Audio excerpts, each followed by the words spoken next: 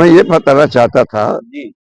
सबसे पहले कि 1917 में हमारे दादाजी स्वर्गीय हेमराज पंडित, उस वक्त पंडित लिखते थे लोग, वो जो है वहां पर गए थे और गांधी जी को उन्होंने सुना।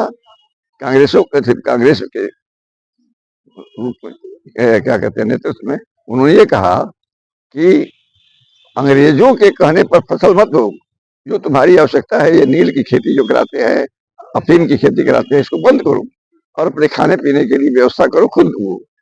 यह बात उनके अंदर बहुत बढ़िया क्या है प्रभावित हुआ।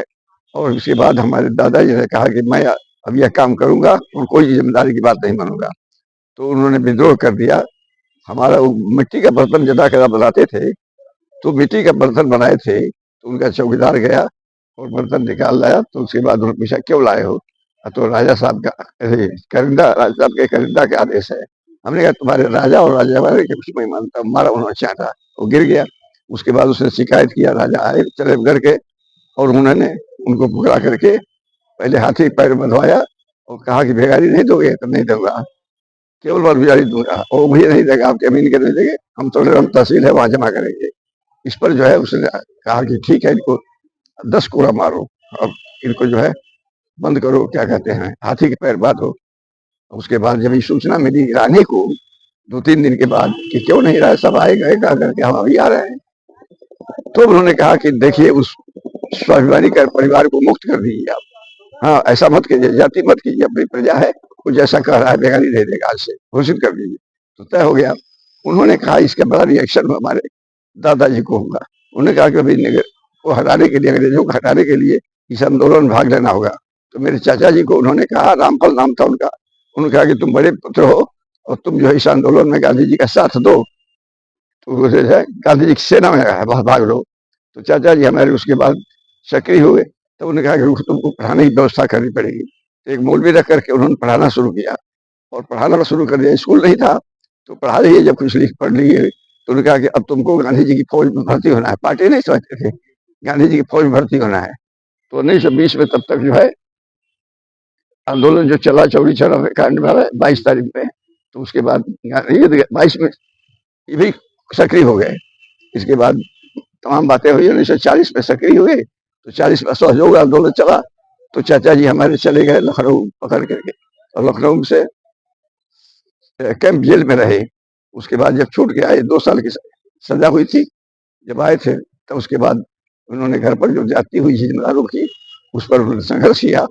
और फिर उसके बाद 1942 में उन्होंने किया, मुझे कहा कि तुम अकेले मेरे रखे हो, मेरा रखा तो मर गया बड़ा, लेकिन तुम ही हो सब कुछ मेरे, और देखो हार नहीं मारना, तुम अंग्रेजों के खिलाफ लड़ो, जाओ पढ़ो पहले। तो बसंतपुर दूसरी उन्होंने भेजा और बसंतपुर दूसरी में जाकर के पढ़ाई शुरू किया। वो अपने फुआ के रहते थे, स्कूल नहीं था, तो वहां पर जो है जब 14 अगस्त को झंडा फहराने के लिए जमुना सिंह रावत वहां के प्रधानाचार्य थे 1942 में, उन्होंने कहा कि जितने विद्यार्थी जाना चाहते हो अब अंग्रेजों को झंडा उतार करके फेंकवाना है। तो सब चले, टीम बना करके देवरिया गए हम लोग, दक्षिण राम पोखरा पर। वहां के बारवारियों ने बड़ा सेवा किया, बहुत स्वागत किया। उसके बाद हम लोगों का जब चला इधर, बाबा राघवदास की टीम जो है बड़ा तरफ से आई और दोनों तरफ से तय हुआ था 14 अगस्त का। तो उस दिन जो है शहीद राम कोई हिम्मत नहीं कर रहा, घेरा था, लेकिन रामचंद्र जो है हमारा साथी था, नौतन हथियागढ़ का यही का, उसने कहा कि मैंने वल्लभ की कर लिया है, रास्ता इसका पीछे से जंगला के रास्ते चढ़ सकते हैं, क्योंकि सीढ़ी आगे से मकान में सीढ़ी से नहीं जा सकती। तो वो पीछे से चढ़ाने के लिए क्या हुआ, तो हम लोग कहा कि भैया कौन हमारे साथ है? तो मैं 17 साल का था, मैंने कहा कि तुमको मैं चढ़ाता हूँ। मैंने कंधे पर चढ़ाया, उसको पिरामिड बना करके चढ़ा दिया, उसे झंडा फहराया। और झंडा फहराने के बाद से जब जब बोला भारत माता की जय, तो चौंक गया। वहां का उमराव सिंह ज्वाइंट मजिस्ट्रेट था, तो चौंक गया कि कैसे पहुंच गया। बोला कि झंडा उतारो नहीं तो गोली मार देंगे। तो कहा कि नहीं, झंडा उतरेगा चाहे को जो भी चालो। उसके बाद गोली मारी गई और हम पीछे से कैसे चढ़ा, तो हम पीछे से, उसके बाद गोली चलने लगी तो हम पीछे से भागे। हाँ सर आपका शुभ नाम क्या है? डॉक्टर प्रहलाद प्रसाद प्रजापति कहते हैं। इस वक्त कितना उम्र है इस समय? इस वक्त 102 हो गया है। सुने हैं कि जो है पूरे मंडल में आप ही जो है इस उम्र में के पड़ाव में है और अकेले हैं। हाँ, अब इस वक्त मंडल में अकेले हैं। मंडल में अकेले हैं। प्रदेश में 2 ही 3 बचे हुए हैं। अच्छा, प्रदेश में 2-3 बचे हुए हैं। ठीक है सर।